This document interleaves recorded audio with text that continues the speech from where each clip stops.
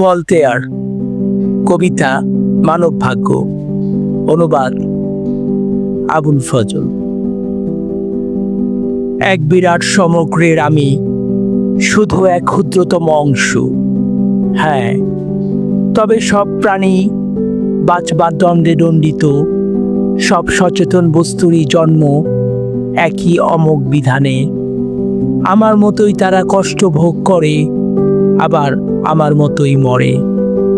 ভীরু শিকারকে চাপটে ধরে হিংস্র শকুনি রক্তাক্ত ঠোঁটের আঘাত হানে। শিকারের থরথর করে কেঁপে ওঠা দেহে মনে হয় সবই ঠিক, সবই ভালো ওর জন্যে। কিন্তু মুহূর্তে একটা ঈগল ছুটে এসে ছিঁড়ে ছিন্ন বিচ্ছিন্ন করে ফেলে শকুনির দেহটাকে। আর তখনই ঈগলের দেহবিদ্ধ হয় মানুষের নিক্ষিপ্ত স্বরে। যুদ্ধবাজ মানুষ পড়ে থাকে যুদ্ধক্ষেত্রের ধুলায়, তার রক্ত মিশে যায় মৃত্যু মুখে রক্তের ধারায়। এবার তারা পালাক্রমে পরিণত হয় শিকারী পাখির খোরাকে। এভাবে সারা বিশ্বের সবাই করছে আর্তনাদ, সবারই যেন জন্ম বরাদ্দ নির্যাতিত ভোগ করে সমভাবে বরণ করে নেয়া মরণকে। এ ভয়ানক অরাজকতার মাঝখানে বসে তুমি কিনা বলে বেড়াচ্ছ প্রতি মানুষের দুঃখ নিয়ে আসবে সব মানুষের ভালো। কি অদ্ভুত কথা, যেন তোমার মরণশীল সকরুণ মূর্তিটাই কম্পিত কণ্ঠে চিৎকার করে বলছে সব ভালো। হয়তো বিশ্ব তোমায় বিশ্বাস করে, কিন্তু তোমার দিল, তোমার মনের অহংকার বোধের প্রতি জানায় শত শত প্রতিবাদ।